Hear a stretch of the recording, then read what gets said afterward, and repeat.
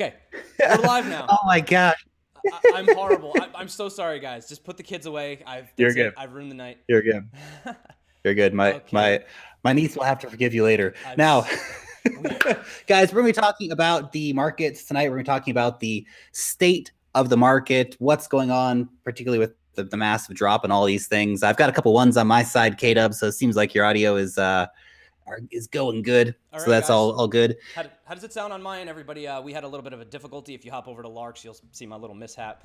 So now we're live on my end. What's going on, everybody? If you guys can hear me on my end, just drop a 1, and then we're good to go because I'm working with a new mic set. So take us in, Lark. Let's go. Let's do it. Let's do it. So we're going to be talking about the state of the market. We're going to be talking a bit about what's cracking with the ICOs. I know there was an article that came out saying that 100,000 Ethereum has been sold in the last month, et cetera, et cetera. So we're talking about that. And of course, we're going to be taking lots of user questions today. So you got two brains here. Of course, hopefully neither of our brains will be eaten by the crypto zombie. Okay. But all right, guys. So we should. yeah, I'm having a little, people are telling me I'm a little low, so I'm just putting myself up on my end. Is this a little better, guys? Maybe if I just talk a little louder? Is that good? I don't know. Sounds good on my We're side. we're just gonna ride it out, guys. We're just trying something for the first time, so we'll see how it goes. So yeah, let's talk about the ICOs, man. Let's talk about the market. Let's talk about the Ethereum. That's crazy. I got an interesting question here from Parapon3RA, and I haven't had a chance to look into it yet. I don't know if you have. Somebody's asking, is KuCoin an exit scam? Yeah, well, I looked into that earlier, and I mean, your guess is as good as mine. I'll tell you one thing, though. The guys were super quick to hop right on that. Like, as soon as Joseph, I forget the guy's name. He's the kid that always posts on Medium. Joseph Young, I think his name is. He actually physically went to the office because, he was there. And I guess he was saying that essentially the SEC over there would have probably shut them down over in Hong Kong or something like that. But then they said that that's just one of their subsidiary offices. So they're saying that that's basically like a PO box or a mail thing, and that their real offices are in Singapore. So that's all we know see right that a now. lot actually with crypto companies. That's not that surprising. In order to incorporate in Hong Kong or to incorporate in London, they just have an office address, and we actually see this quite a bit. And they probably do. I mean, I haven't been to the Singapore office, right, to confirm that without a doubt. But these kind of things really don't look good for the company when they say have an office in Hong Kong and then Right, they don't. exactly.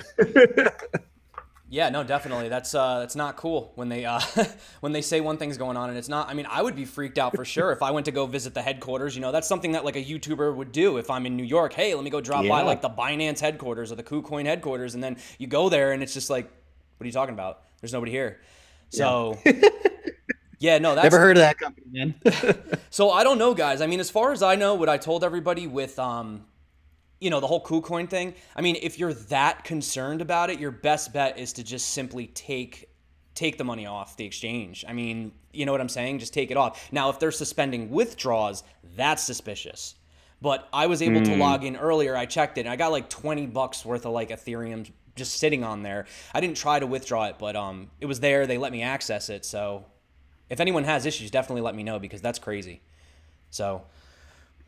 Yeah, it seems more like a FUD event at this point. Obviously, if we do see something actually happen where the website goes down and people aren't able to withdraw their funds and all these different things, that's a different question. But I really don't see that happening. I really think that this is a FUD event that we see happening with KuCoin. Mm-hmm. But time will tell. Time will tell. This is one of those things we always say, don't keep your money on the exchanges, guys. If you have like $5,000 sitting in your exchange account, that's the wrong place for it. It's not a bank. It's like leaving your money sitting out in like on any old marketplace. Like imagine going to a public marketplace, taking your wallet out, sitting there and walking away. Well, would you do that? But we do it with exchanges all the time. Yeah, actually, it's even worse than that when you really think about it, because if your money's on an exchange, it's actually an ICO. So you've actually already left your wallet on the bench as soon as you walked in. You know what I'm saying? Like, so it's all IOU systems. I mean, that's how they're able to do so many transactions per second. A lot of people seem to misunderstand this. You know what I'm saying? It's not even your wallet. They're community wallets that are just pools. That's right. And everything's kept on a system. It's funny because the whole idea is we want to get away from the banks, but really centralized exchanges are literally banks, but without the regulations. So it's like crazy. Absolutely. That's it.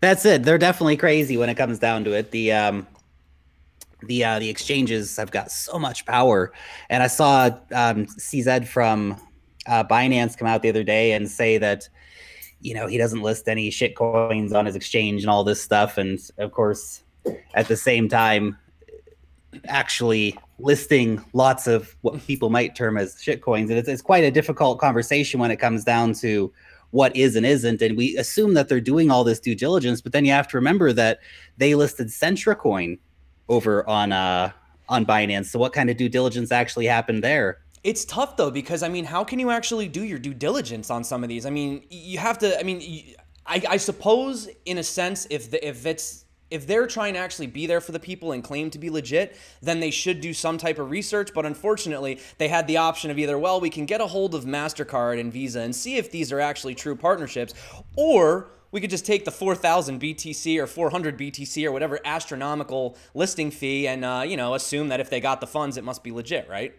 So exactly. Yeah, it's tough. It's tough. I mean, one of the things though I will say about Binance when they first came out, I don't know if a lot of people remember when they first came out. One of the things I loved about them was that they did list a lot of the hard to get coins. So that was kind of cool about them. Like I remember Walton Chain when it first came out was only available on Binance exclusively. Yeah. And then over time it kind of seems like, now they just kind of let anyone in the door. So, but I don't know. What are you going to do? If they can pay, right? Then when you see things like, Digibyte not being listed on Binance yet, that's a coin that probably should be listed over there because it's an old school coin and it's got a really strong community behind it, but they're probably not willing to pay that, $1 million listing fee in order to get just to get on an exchange, which is crazy. I mean, Binance has become this thing where like, you got to get on Binance. Like, well, it's just an exchange, man. And this is the thing about the Kucoin. Like if Kucoin does turn out to be some exit scam, which I'm not saying that it is, and I don't think that it is, but hey, let's let the proof be in the pudding. But even if it does, it's not like a Mt. Gox kind of event where they're going to totally wreck the markets if the Kucoin exchange goes down, right? It's the market's grown so much since then that it's just not really comparable anymore. Yeah, absolutely, man. I got to check myself on here with the volume real quick. 5 seconds, guys. Let's see. Okay, good. We're good. So everybody telling me we're quiet. We're not quiet. We're fine. Now we're done. Okay. So yeah, it's been crazy with the markets, man. That was my 15 minutes of craziness in the beginning. It wouldn't be a zombie show without it, right? So yeah, I mean, one of the things though, like my biggest concern, and yeah, everyone says they're so sick of the manipulation, and I still have a problem with these ICOs, even though like some people might consider them a safe haven at this point. But even then, like when you think about it, when you're buying Ether, like say, what was that one that Rand Nooner was talking about when they had their crowd sale when Ether was $1,200, they raised $30 million. Now Ether's worth what, like I don't even look, 320 or something, 300. And so they basically freaked out, panic sold, and now the ICO only has 4 million left. You know what I'm saying? So like, what was the point? It's crazy. Nobody won. You didn't get the funds. You liquidated the market. You screwed everything over. It's like it's a snowball effect, man, is what it is. It really is. And again, you have companies that are raising millions of dollars, but have zero experience in managing millions of dollars, which is why it's always nice to actually see and look the companies that have working products already and have already gone through that building a company phase and have some kind of backing behind them in terms of knowledge of how to use money. Because gosh, you get $30 million in your hand and then you just go, well, Ethereum's at $1,200, it's going to keep going to the moon. Let's just hold on to it. And then you go, well, it's only down to $1,000. And that, you have to remember, the people that are having ICOs, they're just people too. They're not some kind of magical sages who know what the market's doing. They're just as likely to get screwed over by this. I mean, I feel like any ICO should immediately cash out all their money so that they have a bunch of cash on hand, right? And so that they can ride out those situations. It's tough. We're still stuck on this dollar mentality. At the same time, though, if they do cash out instantly, you're talking about instant liquidation. And if they're doing, if you have several ICOs liquidating their Ether all at the same time, they're just gonna short the books all the way down. I mean, they don't care, right? You know what I'm saying? So that could be an issue as well. And then the panic sellers come in, then the orders get triggered. Like, you remember when Ethereum had that flash crash to $10 last year, and everybody lost all the money because the bot started trading, and then like it literally dropped it so much that people actually started selling, and next thing you know, Ether went from like $250 to $10. And it was like insane, man. But what I notice is a little bit different and actually concerning, what I don't understand this time around. I remember being in crypto this time last year, and like the volatility of like even like these scammy pump and dump type whatever, it was always there was always a coin like I would just randomly look on CoinMarket and there would always be something up 80% here, up 100% over here. And that doesn't really happen anymore, which makes me wonder, you know, you think as the market cap becomes lower, manipulation becomes easier, but they're not doing it the way that they used to. They used to do it with the pumps, but it seems like it's a lot more subtle. It's almost like how the US kind of tricks you into thinking that it's stable, but you're actually losing 2% annually, but you don't really notice because it's so slow. I feel like they've like completely revamped their tactics, you know, of how they're going to steal our money this time. So it's definitely different, man. This is a totally different year. It's hard. You know, people ask you advice and it's like, I can't even go off of past performance because this year is literally polar opposite of last year. Yeah. I mean, the market's constantly moving. And this is the thing. As soon as you think that you've clicked on to what the new thing is, the market's already moved. It's one of those kind of situations. And look, there's a lot of great potential. And obviously, the ICO market still remains fairly hot in terms of being able to at least return your Ethereum value or double your Ethereum value on some of the key ICOs. But even then they dump quickly, and we've seen some of the very promising ICOs come out and just get hammered immediately in the market. So, yeah, I mean the problem is the utility of it. I mean, people, if your coin is used to pay for network fees, you might as well not invest. And I don't mean to be rude, but if that's the sole purpose of your coin, no one's going to buy it. Because look at any of those utility tokens that they claim were for gas. I mean, that only really works on the bigger ones, you know? Ethereum, first mover advantage. Like, when you look at a lot of the top projects, right, it's like, how come IOTA's up there? How come Ethereum's up there? How come Neo is up there? It's like, well, they were really kind of the first ones to do what they did. You know, Neo had the solid one non-divisible token that had gas. Ethereum was like the first smart contract platform. But now there's, you know, IOTA was the first like Internet of Thing, Tangle, Block, Lattice or DAG, whatever they're doing, Tangle, that's what they call it. But yeah, I mean, now you have 20 different IOTAs, 20 different Ethereums, you know what I'm saying? And now people are just like, okay, you know, it was fun the first time, but now we're just seeing the same movie over and over and over again. You know, it's boring. You know, be more creative. Or it's true. Or just get the developers together to work on established projects. You know, why does there got to be, I mean, I get it, it's for cash grabs, but like if you have an established project that's working well and you have like a new second layer tech, why don't you just like combine forces instead of continuing to be islands all over the place? You know, it's way too scattered. I mean, that's my opinion. Well, it's a tricky thing because I look at all these new projects coming out, right? And I always like to use the example of that Ethereum is a car going down the highway at 100 miles an hour, and you're trying to change the tires on it while it's flying down the highway. Whereas the other guy building the car from afresh can actually go look and go, hey, that's something we could make better on ours. And so we do see a lot of situation of, yeah, Ethereum had the first mover advantage along with a few others that had, you know, second mover advantage. Now we're down to like fourth, fifth, sixth mover advantage. There's not so much advantage left anymore, except that you can look and innovate first instead of repeating the mistakes of the past. And so when you actually see a lot of these situations where we've had a lot of DAGs, for example, recently, and they're all kind of going the next step on top of each other. And while IOTA was, you know, really the first DAG that made it big, we are seeing a lot of new DAGs coming in with new consensus mechanisms and new ideas towards scalability and all these different things. And so it's definitely moving in the right direction. I like that innovation in technology. But of course, the danger is that all it takes is for IOTA or Ethereum or any of the others to just upgrade, and then everything else becomes irrelevant. Yeah, and that's the thing too. It's like, it's very difficult because I used to hate ICOs. I just hated them. I think it was because I was a US citizen. I just had a natural hatred towards it. But I started looking into them, you know, now well, it's true. I mean, you know, you kind of get pissed when you're not allowed to participate. Yeah, absolutely. So like recently I've reached out, I've been doing interviews with projects, you know, not for any purpose, just to simply just to talk about different tech. Because the one thing that I think about is you can't lump everything in one category. Like, I wouldn't doubt that 99% of ICOs are pure crap. I wouldn't doubt that. Most of them probably aren't going to survive. But what if you find that one gem, like that one piece of tech that just really glues together the puzzle? And that's like what I'm on a search for. Like, as far as investing in that stuff goes, that's fun and dandy, but I'm really interested in finding that glue, like I call it, that's going to piece it all together, because we're lacking interoperability, we're lacking scalability. You know, we have so much infrastructure, but like what can they do? They can't talk to each other. They can barely, you know, they get clogged if too many people actually start using it. You know, you look at something like Augur. which had I don't even know how much Augur raised. I assumed it was in the multiple of millions of dollars. I'm sure it was over 100 because back in the day they were raising huge raises. And you know, first week comes out, it's got like 1,000 something plus users per day. Great. Now it has like 30. Like if you were on the iTunes or the Android, Google Play, whatever store, and you had 30 users daily, they might even just straight up delist yours. You know what I mean? Or you know what I mean? I don't even know how that works, but really 30? Like, so you $100 million, we got 30 daily users. Like, that's the problem, you know? Well, when you put it like that, it sounds hilarious, but you're right though. And this is definitely something that's moving along in terms of we actually need to get users on board with some of these blockchain projects. And that's just not really happening yet because they're not really user friendly enough yet. And I like seeing the innovation that's happening in terms of all these new ideas, like, hey, we're launching a new social platform, or hey, we're doing this power trading thing, or whatever it might be.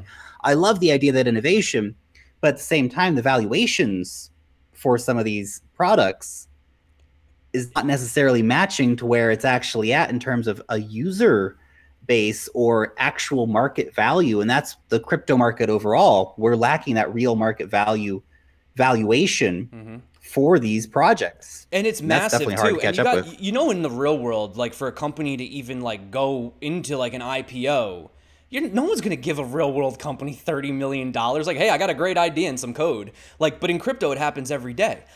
And, you know, a couple people in the chat are saying, though, like, you do have basic attention token and you do have, you know, the Brave browser and Steam it. So I'm not saying that all of it is crap. Like, I wouldn't be, if it was all crap, I wouldn't be here talking right now. I would have.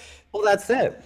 But, you know, for example, I still have issues with it because, you know, I've recently had people, you know, start downloading the Brave browser, and actually, I don't really know 100% how Brave works, but I have received compensation from people. So, you know, full transparency, over the course of my 7 months being a YouTuber, I think I've made about like 1,100 Brave, which by today's standards, I don't know, it might be like $350 or something like that. But here's the kicker. So I go to take my Brave off, right?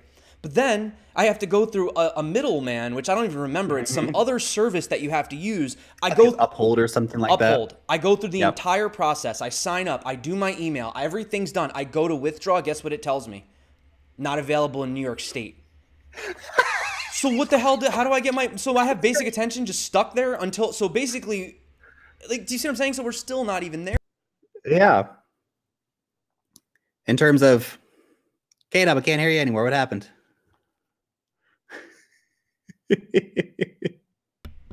Well, it's definitely. Oh, better. Is he back? Yeah, back. It's really tricky in terms of adoption. And look, there are a lot of projects that are just trying new things, but there's actually projects delivering too. And I get this comment a lot, like there's no blockchain projects actually doing anything. And look, Augur is a prediction market. Like I have zero interest in using prediction markets. I could give a crap less what they're doing, to be honest. But when I look at some of the other projects, like once Power Ledger is really operational here in New Zealand, I'll definitely be using it. That'd be awesome. Or a lot of other services. I mean, I use Seam all the time. I mean, I post over there. It's got some serious freaking problems, but nevertheless, I continue posting over there just in order to support the decentralized media because it's one of the few options. Yeah, have you looked into like Network? They're promising so much, but let's see if they deliver. I hope they can, because they're trying to basically be a better version of Steam, where instead of having massive whales upvote, essentially you invest in content. So actually, what you do is you pay Network to the content creator. Like I actually pay you. And then if your post becomes successful and a lot of people start viewing it, then my contribution actually goes up in value and we make money together. You see? It's such a different model. Idea. So it's interesting. They actually have Yanbo Lee from NKN. He's actually, I don't know exactly what his position is. He's advising or something like that. So, you know, we'll see. But then that's another thing too with all these like decentralized internets. I mean, you know, you have like, for example, Elastos and NKN and Substratum and all these other. Yeah. It'd be great. It'd be great, you know, and I'm just waiting for that to happen. I'm looking forward to December. I mean, you know, Elastos, they seem to be on track. They're very, very confident that by December they're going to have multiple, you know, products out and things like that. That's going to be great. You know, QLC Chain, they already actually have VPN Wi-Fi available with their WinQ. Yeah. So that's actually an app. And I spoke to Tanya. She said they have 40,000 users. That's not bad. That's a good start. Oh, yeah. So that's right. You know, it's difficult, but I think eventually we will. Some of these are going to prevail, and you know, time will tell. The communities are building without a doubt. And I don't know if anyone out there remembers using computers back in like the late 80s or the early 90s, but it was definitely a very different experience. You know, I can remember having some like 1980s Apple was my first computer, and everything was run basically on command line of these big giant floppy disks that you put in to play like, you know, Arena of Octos and all kinds of other like exciting games was my only interest at the time. But then once in a while I'd probably write some document or something on there. But at that point, it was very, very different because we had this lack of users, but also lack of usability. And right now, crypto has followed that same thing. We had a lack of users and lack of usability. Well, now the usability is getting a lot better, and we're still lacking a bit because the cryptographic addresses and all the stuff that comes along with that is problematic. But it's changing all the time. We have so many different people that are actually trying to change that around. Like, you know, Dash wants to get it so you can send money to an account name, like, hey, grandma, $100. And it just goes like that. And obviously EOS is working on the same thing. So those kind of innovations are coming, and they will help, actually, I think, bring users into it. You know, you brought up a really good point, though. You mentioned the fact you're talking about the old 80s computers and adoption. So that's one thing. Adoption, adoption, adoption. We talk about that all day. But another thing, too, is just seriously user experience, too. You know, a lot of them are not user-friendly. And, you know, outside of that as well, the reason that I've become interested in certain projects, like for example, high performance blockchain, they're actually making hardware chips. I just spoke to Matrix AI. They're building hardware as well. And I think that at some point, and this does go back to your example of your 1980s Mac. I mean, think about it. Like, it doesn't really matter how good the software is, right? If your Mac's hardware can't actually handle it, you know, like you can make the software as great as you want. You can make the blockchain as great as you want, but I can't take a Blu-ray disc and shove it in a floppy disk and expect it to work. They're not compatible. So that's right. I think at the same time too is like we have to get it to that next level, because I've been speaking to a lot of people and they tell me straight up, these businesses, they really don't care. Like blockchain, oh, it's a fun buzzword. Great. Is it cheaper? Is it faster? Is it more secure? No. Next. Yep. So, you know, until we get to that point, right? And it's moving in that direction. We will get to that point. The question is when, and when it does get to that point, will the big boys have simply on that with the Google blockchain that does everything and kills Ethereum and kills everyone else, and then it becomes a difficult situation in terms of these crypto assets moving forward, because everybody has a relationship with Google. They'll want to work with them anyway. That is a big concern. They have resources, they have power, they have money, they can hire, I mean, think about it, you know, with the right amount of dough, like you sure you don't want to come and work as me on my team as a dev? You sure? Like, you know what I mean? And it's just like the conglomerates, man. And, you know, Google's massive. You know, think about them. They started out as a search engine. Now everything is Google. Google Classroom, Google Glasses, Google Calendar, Google Docs. It's like insane to imagine these little guys. But the one thing that you do think of, though, is even if these guys were able to just get a small portion of the market, you know, you have Windows, whatever, you have Apple, some people like Linux, there are options. And I like to think to myself, even if one of these guys got like a small portion, 1% of the market or 5% of the market, it's still incredible when you think about it. Yeah. You know, it's attainable. It's not impossible. It's just a matter of, once again, who's it going to be? So that's right. And it's difficult because in the meantime, you know, really a lot of us are just gambling that's what we were doing last year. I think we're getting a lot smarter this year.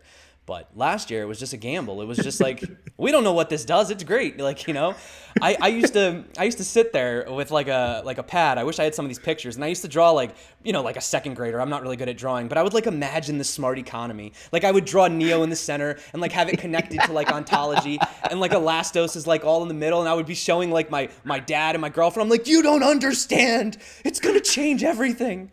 And now they're calling me up like, how's that going, bud? It's like, well, they're working on it. They got MVP. They got MVP.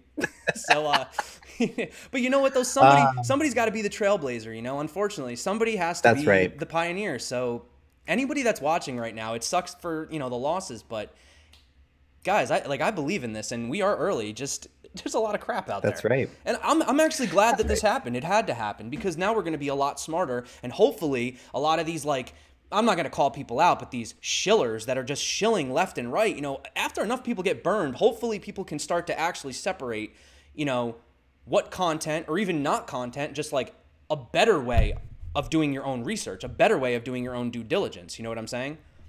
That's right. That's right. People just providing information. And I think that's one of the important things is just the information is out there, and I think the information, the tech really speaks for itself if we can get that message across to people in a way that's easy enough to digest. So that's one definitely part of the equation. Now, I want to move on to something that a lot of people in the comment section on my side have been talking about. Everyone's asking about Bitcoin Cash, and I think that might be an interesting chat to get into for a minute. I know, right? I don't talk about this too much live because, okay, let's do it. For a reason.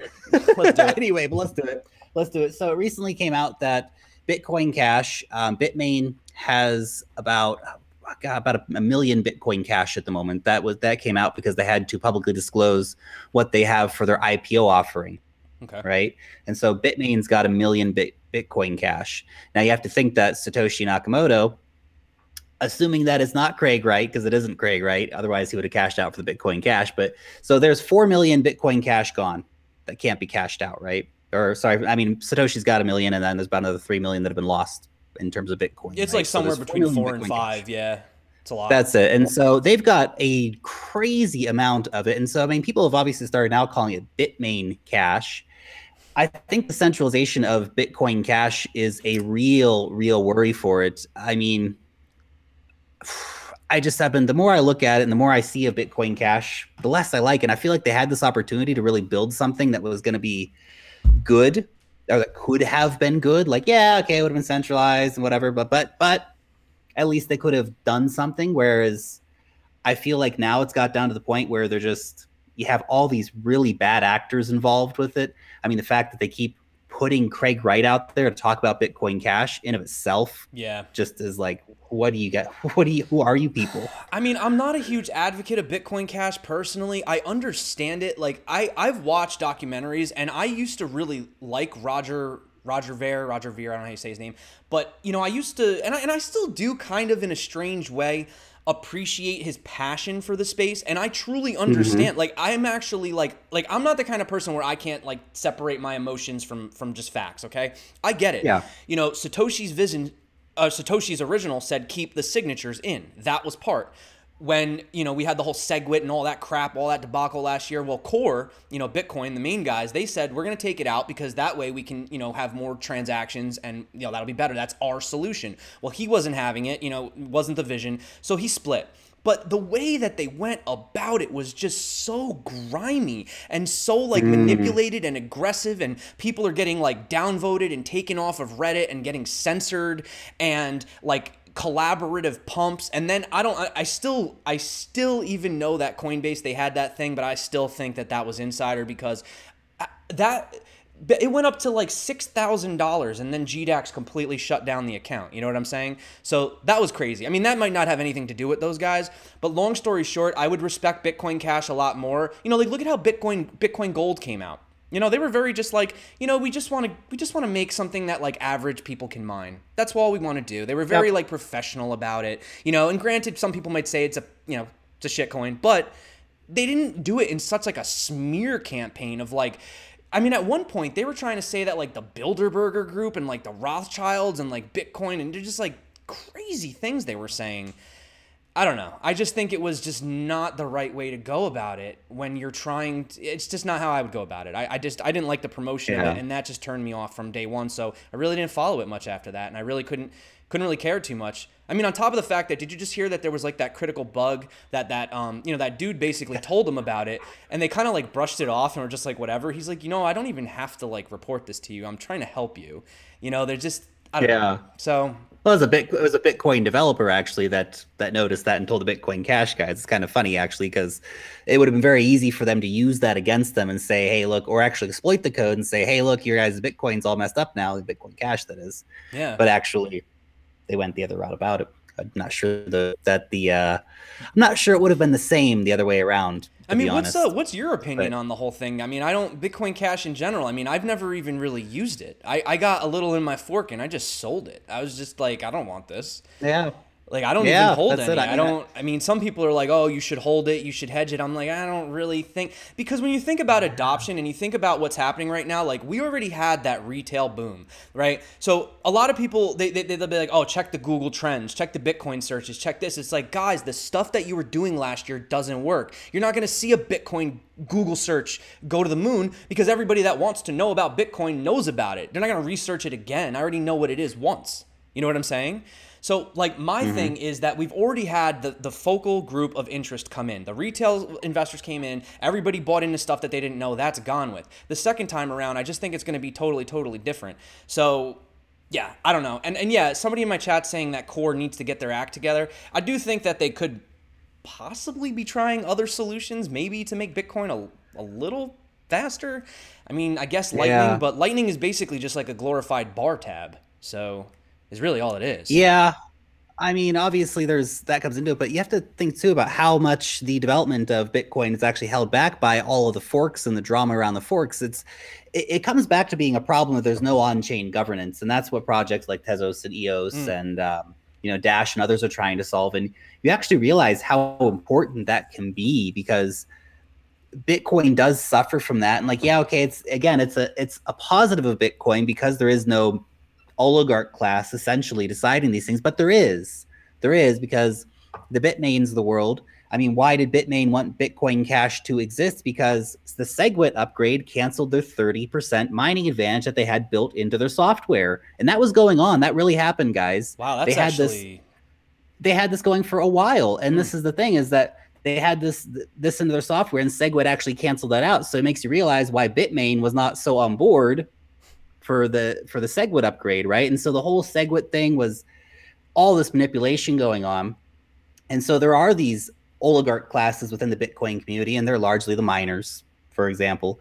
And so it's a very problematic conversation. Let's move on. Let's talk about somebody was asking how Hodl Club says second time 2017 was in the 6th Bitcoin big bull run. How come you are saying next time won't be the same? LOL. Well, no, I don't mean like it. I don't mean it like that. I actually believe in Bitcoin so much. Like, Bitcoin is why I got into crypto. So like when people ask me like, oh, now you're talking about Bitcoin, it's like Bitcoin is literally why I got into crypto. And then I got, introduced to the alts, and we started playing in the magical candy shop of Moneyland. That was fun until December. But then, you realize that Bitcoin is really the key right now. It's the only thing that really brings people in. It's the household name. It sucks. It's slow. It's not great. But, I've encouraged people to keep, and I'm not like a financial advisor, but like 25%, some people say half, and I have increased my Bitcoin comparative recently, and I've sold out of some of my positions, and I've been very honest with people on my channel. But that doesn't mean that I don't believe in projects. But like, let's be honest, like, think about it like from a realistic standpoint. If I really like Icon, or I really like Neo, or I really like whatever the hell I like, why the hell am I going to sit there and like, show my respect to the coin as it literally goes down as a sinking ship? Like, I'll literally just cash out where I bought in and buy when it's lower and accumulate more. And that's exactly what I'm doing. Like, people think like because I sold out of my Icon position, because let's be honest, I mean, it went from 20 bucks and what is that, like 50 cents right now? So, I bought in at 205. Once the market is stable and I'm like sure we've bottomed out and I'm confident, I'm going to buy back in.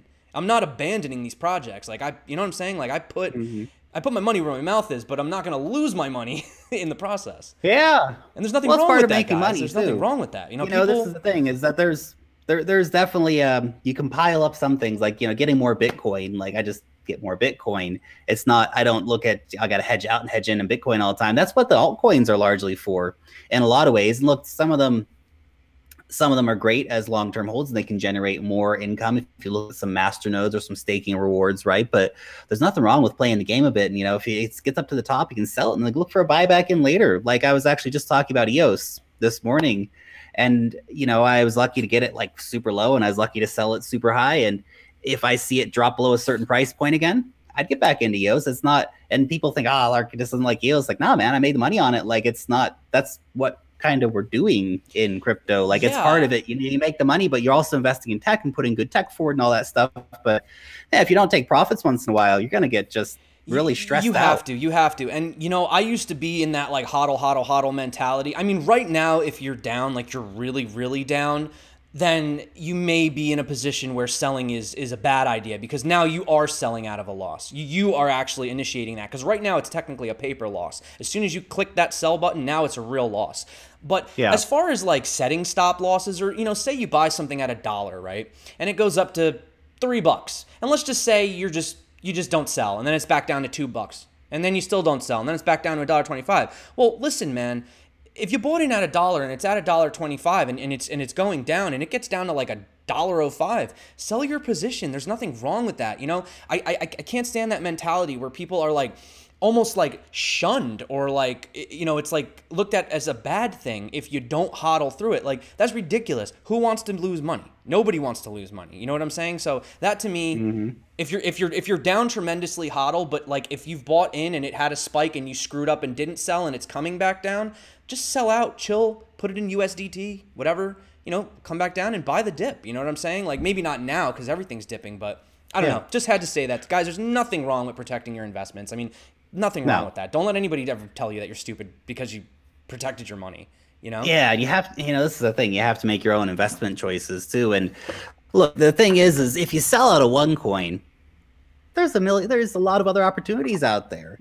You know, this is the thing, is that, gosh, there's so much opportunity in this market. And if you look around and go, okay, well, I can only ever invest in EOS, for example. Well, you're really selling yourself short, because there's a lot of other opportunities. And if you're a big EOS fan, for example, you can take your profits on EOS, look farther down the chart, and find something where you can get more profits and get more EOS if that's your thing, right?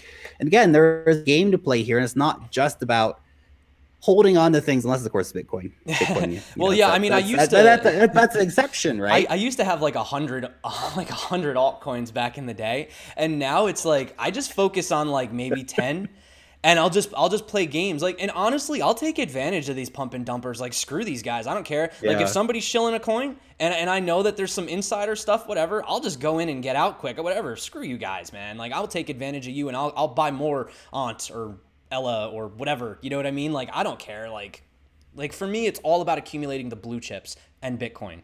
So yeah. I mean, it sucks. Like, people don't want to hear that. It's boring, right? People, oh, Bitcoin is so boring. Yeah, but just imagine, like, look at well, I don't know how many people or how long you've been in the game, but I know that had I just simply held Bitcoin during this bear market, I would have done the best. You know what I'm saying?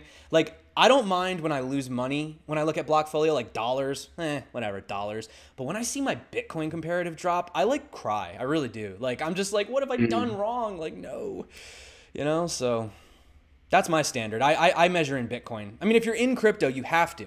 That's why even when you look at, you know, if you're in CoinMarketCap and you're looking to do some trading or whatever, and you're looking in USD, you're doing it wrong, because that doesn't reflect where you are in relation. And that's a really hard concept for people to grasp. Actually, would be a really good video to make, actually, to kind of explain that. That's a good, like, educational video. Dollar versus Bitcoin, right? And it does come down to a lot of that, because if you look at, unless you're like on Coinbase, you're just, all you do is you trade like Litecoin for dollars and back and forth, and that's your game, right? Someone in here is asking, so Vention is asking, every time I trade, I lose money. When I buy and hold, I make money. And there is a lot to be said about buying and holding, and also about trading. Now, look, I don't really spend much time trading. Once in a while, I'll see an opportunity and like, oh, that's something I'm gonna, you know, jump into real quick, and that could be a short-term thing. But I feel like a lot of people kind of mix it up a little bit, where they think if you're using the term trade, like, it has to be like, oh, I'm a day trader and I sit and watch the charts all day, and like, man, I got other things to do with my life than like watch like candles go up and down on the thing. But sometimes you do see that situation where it's, okay, I can hop into this and I see there's really strong volume, a lot of, you know, momentum and hype around it right now. I'm gonna get in and I'm gonna get 20% out of it, or whatever, right? And you kind of set that goal, but you also set your stop losses. Right. Well, that's another thing too. That's another thing too that I didn't do when I first started, was I had no goal. I had nothing. I didn't have any, like, there was nothing. I just went in and just hoped it went up, and then would just keep sitting there and either watch it go up or just watch it go down. And it's like, well, you know, at one point you were up like 30% or even 100%. You have to see, the thing is, like, for me, at least get back your, if you're up and you're doing really well, just get back your initial investment. You know what I mean? Put that into Bitcoin, or put that into, I hate to say Tether, but really people bash on Tether, but what the hell's the difference between Tether and the dollar? It's all the same. You know, it's not really backed by anything anyway. So that's it. Well, Tether's just like the real dollar. It's not backed by anything. Right. Well, that's the irony of it. People are like, well, is Tether really backed by the dollar? Well, even if it was, what's the dollar backed by? You know, like, so yeah. Yeah, always finances though. But that's the thing though. It's a line between that. And with my channel, I try to kind of like keep it between price, but also tech, but also news. And it's like a triangle of like tech, news, price. But like lately, It all matters. It's all relational. right, This is but the price thing. is difficult. And the thing is like people watch, you know, guys like us talk about it, and like we're not experts, but I do have my money in the game. In fact, I have probably 95, if not more percent of my entire life, like money that I own. I mean, my bank account's like a joke. Like if you looked at my bank account and be like, what? Like, so guys, I'm hurting here with you. But you know, the thing is like, it helps me to feel more connected to the community, knowing that I'm here during the journey with everybody. And, you know, I always said that this is one of those great experiences. It's an experiment. And for me, I'm going to ride this thing to the moon, or I'm going to go down with the Titanic. But either way, man, I had a great time, and it's an honor and a pleasure to be here right now doing this. But I'm telling you guys, just wait. I'll just wait. Everybody out there, just wait. Don't panic. Chill. You know, if you guys want to just save, put it away. You don't even have to do stocks and bonds. Just put money in your bank account. You don't always have to do something with the money. Sometimes you could just hold it. That's right. Sometimes you just chill. And sometimes gosh, patience is so important. And this is something that, you know, I look, everyone out there is FOMO'd into something at some point and, you know, broken our own rules without a doubt. But having that patience, having that money sitting on the sideline, that's really important, because when these opportunities come, if you don't have actually some liquidity in your own finances, well, then there's not really much going on. Yeah. Caleb, I want to change up the conversation a little bit, and actually, I want to talk about the global trade war that's potentially looming. I don't know if you've actually seen anything about like this real world stuff, like stuff that happens. Yeah, yeah, but this is all connected to crypto, because and this is something I talk about a lot on the channel, is how, like, you know, the real world. Yeah. Connects to crypto, because it all does, right? Mm-hmm. You know, Bitcoin is incredibly political when it comes down to it. And I'm looking at what's going on right now, and I'm feeling like Bitcoin is just like this screaming buy all the time, especially at the prices that's at right now. Because if you look at, I mean, just the Turkish lira lost like 20% of its value on Friday, just as an example. Like, and if we do see a global trade war happening, definitely Bitcoin becomes very attractive. It already is attractive, though. It's just not attractive to us in the West, because we're so like pampered and everything is so perfect. And, you know, but you don't realize what's actually out there in the world. I mean, I can't speak for everybody, but I can speak from an American perspective. Our perception of reality is so screwed over here with the TV shows and the news. I mean, it's such a non-realistic version of the world. Like, once I started actually traveling and going to these different places, you know, going to the Philippines, going to Singapore, going on these conferences, you just realize like the world is like so different than you've been told. And then when you look, like you just said, like, look how fast that I brought up Venezuela. Even I've heard even I have family in Italy that says that's even kind of shaky right now. It's a little, they're not too sure what's going on over there. And that's been, you know, pretty stable for a while. So it's getting crazy, man. Brexit hit the pound. Ukrainian hryvnia crashed insanely. Russian rubles crashed. I mean, it's, if you think you're safe just because you live in, if you're living in an economy based on the U.S. dollar, I feel like it's one of the strongest, but at the same time, the most fundamentally weak currencies going. Yeah, well, it's a joke. I mean, it's just monopoly money. Like, I don't even like the amount of debt that we're in is never going to get paid off. It just doesn't even make any sense. It's like you might as well just like wipe the board clean and start over. I mean, you're not even on the gold standard. The Federal Reserve is literally like a private institution. Like, they're not even in the phone book as a business. Like, they're private. You know what I'm saying?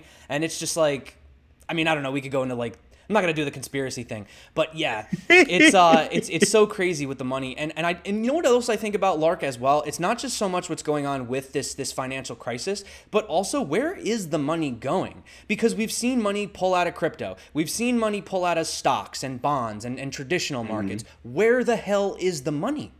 Where is it? Is it going into real estate? Because I haven't seen anything. I mean, what is going on? I don't know where the money's going, and that's even more confusing than the fact that everything is becoming hyperinflated. It's like that movie Geostorm. Like, if enough of these things keep happening, I feel bad, man. It's gonna be one of those things that like you used to read about in the history books, but you say that'll never happen to us. Well, that's right, and this is what I come back to a lot is people always get in this comfort zone where like, oh, it couldn't possibly happen to me, but so many people have said that and then it happened to them. I mean, look at investors in like Cyprus, right? Or just regular people in Cyprus wake up one day and the bank's stealing your money from your bank account to pay for the government's screw ups. Oh yeah. And like that can happen anywhere. Bank runs can happen anywhere just because it hasn't happened to you yet. And it's not like, oh my God, be so afraid and, buy Bitcoin. But realistically, we do live in a world where because of the greed of humanity and because of the way politics is going currently, I don't know how anyone can feel secure sitting around actually in fiat currencies, which is like for me, like, geez, Bitcoin's like that's the way of the future. And like holding on to like giant piles of fiat, getting property is a good thing. It's never a bad idea to own your own house. I mean, my God, if you can get that, that's absolutely awesome. I know KW, you own your house, right? So I mean, that's really good, yeah, right? I'm thinking about selling it though. You want one? You want it? You want a place to stay over? This house is too big for me, man. Like you know what it is? Because that was the whole thing. You know, I was sold the dream, man. Like that's the American dream. Like the white picket fence with the house and the kids and the family and the job and the hamster wheel and the boredom and the depression, and when I was younger, it used to be the alcohol, you know what I'm saying? And, it becomes this repetitive cycle over and over and over again. And I think that's what really drew me to Bitcoin was that it actually shattered my perception of the norm, Like, it just sucks, but you really do realize, and once again, I'm not going to do the conspiracy thing, but you realize how much of the crap you've been fed is pure and utter BS. It's just a lie. I mean, when you look at schools in America and you look at jails,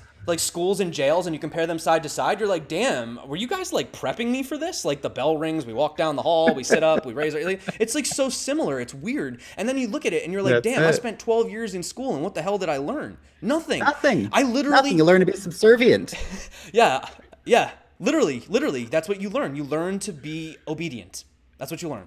You don't learn to be a free thinker. I mean, here's the thing. How come when a kid goes to school and he takes a test, right? You take your test, you get your grade, that's it. Okay, say I failed. I get a 78. Okay, we move on. Next class, next lesson. But that's not how the real world works. The real world works based on failure. Every time you fail, you learn from it, and then the next time you do better. So realistically, students should be able to take tests again to see where they could improve upon. But that's not how society, and like even think about it, like cheating, right? Cheating in school, like you can't whisper answers to your friends and stuff. Are you kidding me? In the real world, it's all about cheating. It's about networking. I don't have time. Can you make this for me? Can you do this for me? Can you send that for me? Can you write this for me? It's all about cheating. It's about collaboration. It's about collaboration. See, they've called it cheating, but it's actually collaboration. There's new educational models that are actually being put forward that are about collaboration, not about, crushing people, because the education of our age is actually the education of the past, and what we're still doing it. In fact, we're reinforcing that model. We actually need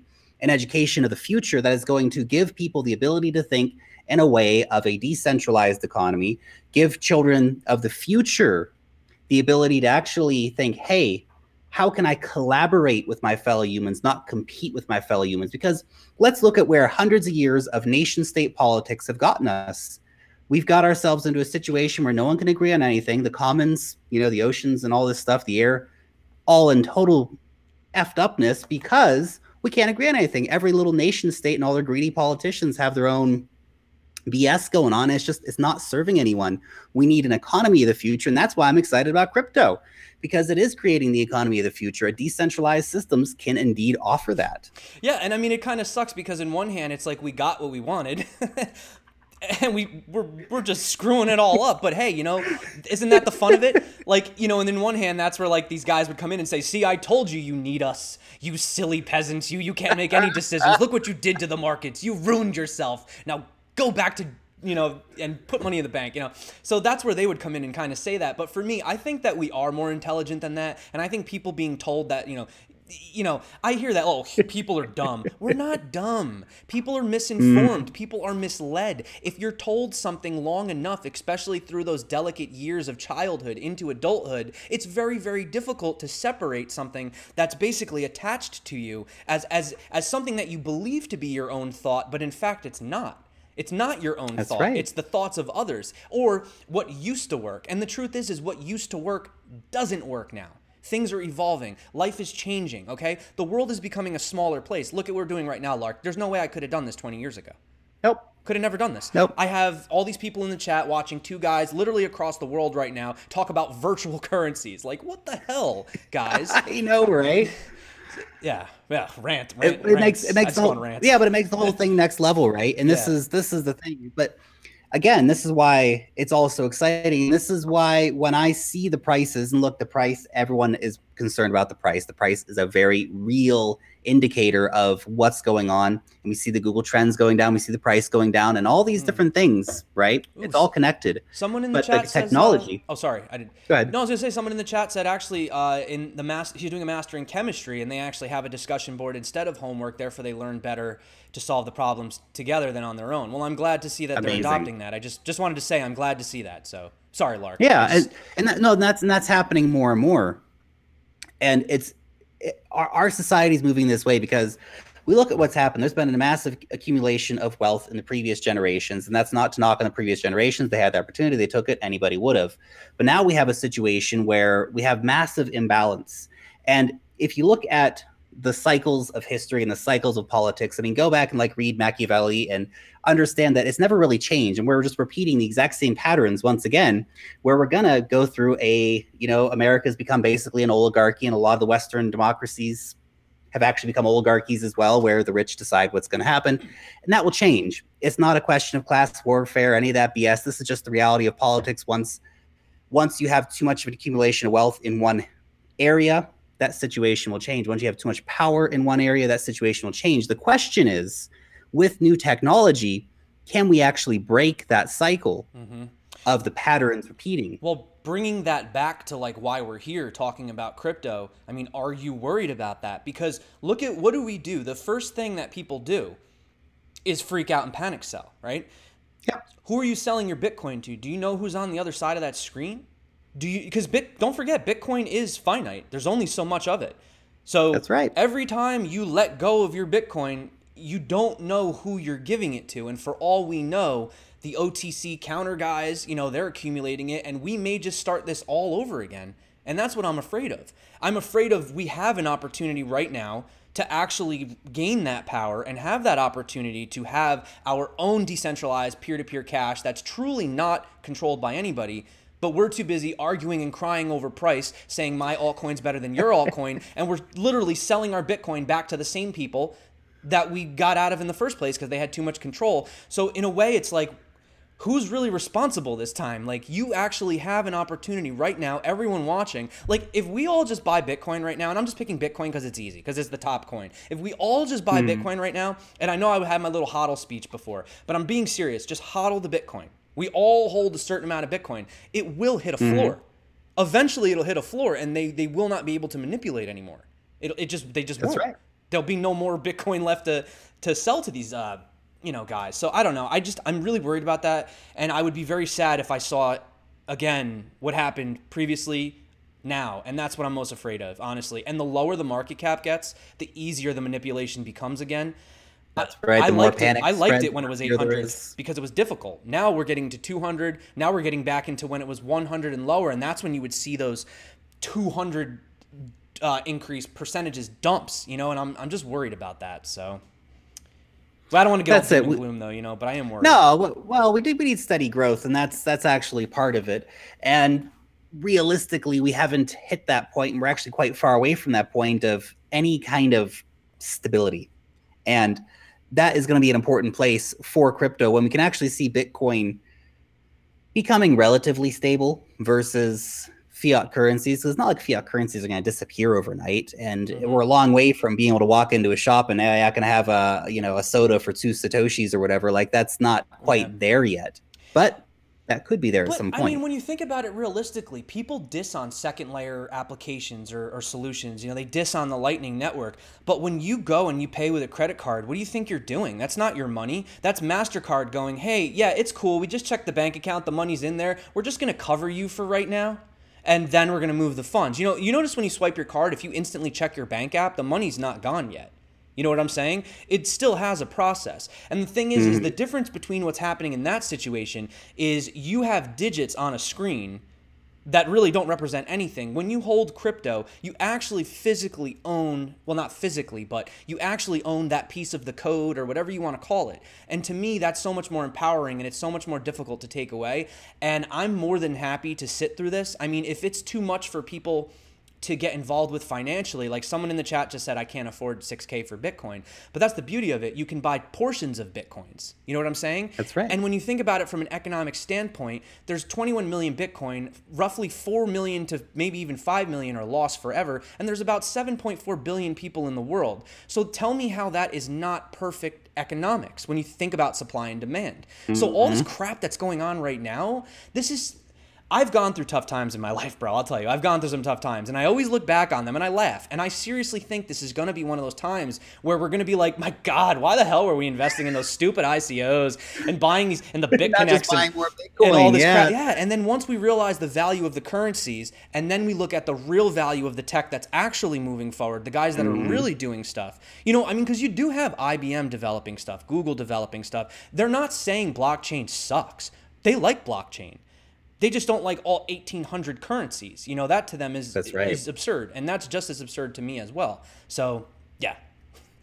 Yeah. I think there's going to be a future, though, of a real explosion of tokens. And I don't think it's a bad thing so long as they're easily interoperable and you can just have this universal wallet, essentially, where you go and you get a coffee and you get, 5 coffee tokens back as your, reward for shopping at that coffee shop and all these things. That will be definitely part of it moving forward. But in terms of a lot of the innovation being brought out now, a lot of those companies are going to fail because that's the thing I always have to remember about ICOs is that these are startup companies, and startup companies have a high turnover rate for a reason, because people like that, like those guys who dumped all their Ethereum and lost all their investment money, these companies don't understand what to do with their money, and that's the tricky part. Exactly. 100% agree, Lark. Nice. K-Dub, what do you think? Should we go ahead and wrap it up here? It's been an hour. People are somebody's telling me now that my mic is low again. I'm so confused. You know what? I'm hiring a tech guy full. Anybody want the position? I can pay him Bitcoin. Let me know. Only thing is you got to live real close because you got to physically come here and set the stuff up for me. But either way, like, I'm sorry guys. I just got a brand new mic trying to do the thing over here. But you know what? I still love you. Hopefully you love me as well. I'm here for the content. We had Crypto Lark in the house. Guy's awesome. So hope everybody had a great time. Likewise, I didn't check guys, out Liquid Base yet. Sorry, Mark. I'll get to that. So, yeah, Lark, thanks a lot, man. Really appreciate this. Just say the mic sounds fine on this side. Everyone on my chat's saying the mic sounds good. So okay, cool. We'll see what's up with that. But thanks for coming on as well. And if you're not subscribed to K-Dub's channel yet, this is the Crypto Zombie. Make sure you go over and check him out. Yeah, definitely. I guess this is where we say, long live the block. And peace out till next time. Wait, but I say stay crypto and peace out. There we go.